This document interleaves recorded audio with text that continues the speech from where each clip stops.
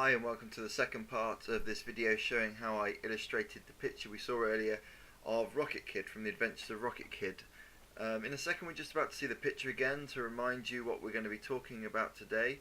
But mainly I'm going to be focusing on putting a couple of the lights in the scene, although not doing all the highlights, and also going around adding some shadow in a few different layers and maybe some textures as well. So here's the picture again.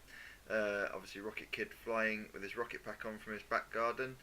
And as the video starts again, I'm going to talk you through what we're going to be doing. So the first thing I do is I create a new layer, and in that layer I start using a very soft brush, usually an airbrush or something like that, to paint in sort of some colours and some rough shapes for the highlights for this lamp that we're looking at. I also do a couple of colour adjustments and changes, you can see those happening now, to it. Now once I've painted that, I will set it to hard light mode and maybe tweak the opacity.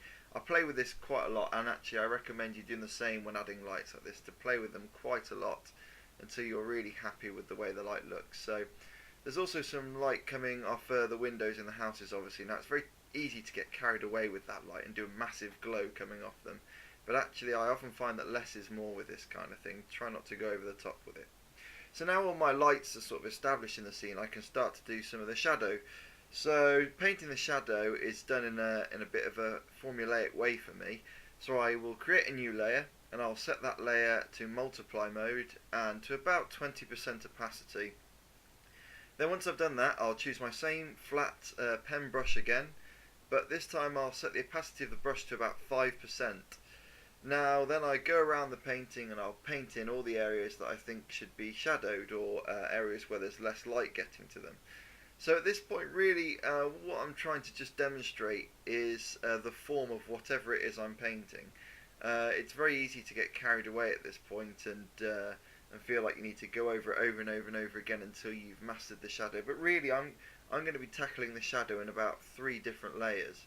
So in this layer I'm just really focusing on the shape of whatever it is that I'm painting. So at the moment you can see me going around the character and moving on to the teddy. So I'm just really doing sort of the underside of things and maybe just trying to demonstrate the shape of whatever it is I'm painting. Now the beauty of painting in multiply mode is as you go over things, as you go over a bit of painting you've done before, it really starts to darken and strengthen that colour. And actually you'll see as we go around I'm going to do a few of these multiply modes over the top of each other, and that will mean that these shadows will be intensified or the colours slightly change as we go around. But once you've done once I've done the character in this example in the foreground, sort of mastered his shape, I then also have to go around and do the background. Now when doing this, try not to zoom too much into the picture. It's very easy to be tempted to zoom in at like 150% and get all the different little details on there and maybe put a bit of shadow on literally everything,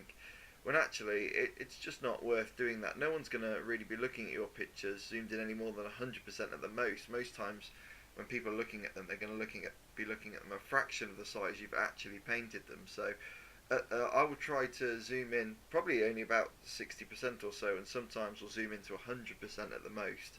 But don't get tempted to zoom in too much and worry about all the little details in your shadow, because no one will ever see those details you paint unless they go over your image with a fine-tooth comb, which doesn't really happen. So maybe only zoom up to about 100% and go around doing the shadow in all the areas you think that the light will be lacking. That's why it's quite important to try to establish some of the lights in your scene quite early on, because if you don't know where the light's going to be coming from, then it's next to impossible to paint the shadow. Once you've got those lights in, you can work out the areas that aren't going to be touched by the light, and then you can go around adding shadow to those areas and giving things a bit of shape. Like I say, there's going to be a couple more shadow layers, so I'll explain the differences between this one and those ones when it comes to it. But at the moment I'm using just a very dark blue colour to paint in a basic shadow all over. Now actually it's very tempting again to use black. Everyone thinks that shadows are black, but actually if you paint your shadows black, when you come to the final image it's going to look really murky and a bit horrible. And actually shadows aren't really black. Shadows are an absence of light really, so light is usually a colour, sort of a yellowy colour or a very pale yellowy colour.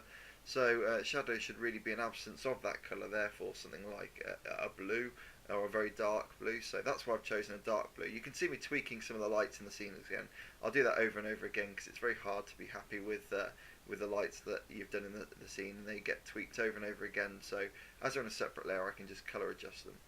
So this is another new shadow layer I'm doing at the moment. So again, I've created another new layer, set it to multiply about 20%, and still with my brush set to 5%, I go around whipping around the image over the areas which I've already done as shadow. Now in this layer, instead of just using everything as a dark blue colour, what I'm doing is I'm trying to sort of choose the colour that I'm painting over at the time, but then choose like a darker version of that colour to paint in over the shadow that I've already done. Now by doing that, it gives your shadow and your sort of the form and the shape of whatever you're painting a bit more of a realistic effect. If you look at anything really, shadows are never sort of one solid colour.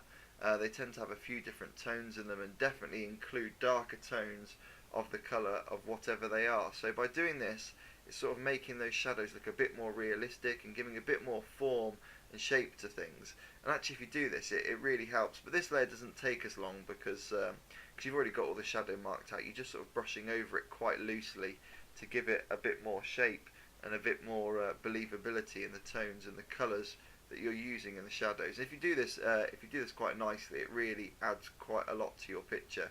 It makes it look quite a lot better. So you can just see I'm doing that to some of the background elements now. Particularly when you're doing the face of the character, if you're doing a human character, it's quite nice to use quite a reddish, warmish colour, because by doing that, it makes the skin look a bit more realistic and like it's. Although this is obviously a cartoon image, you still want to have a form of realism in it. So then again, I've made another shadow layer again now, another separate layer, and this time I'm using my dark blue colour again, because this is the darker shadow.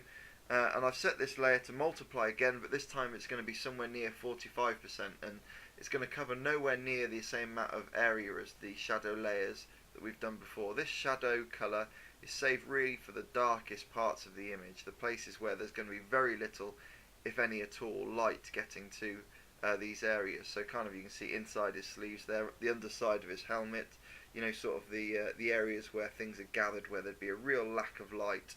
Now it's quite important in this example to take quite a lot of time on the sort of the focused part of the image, the part where you're expecting people to have a look. So I spend a bit more time working on this kind of shadow on the main character.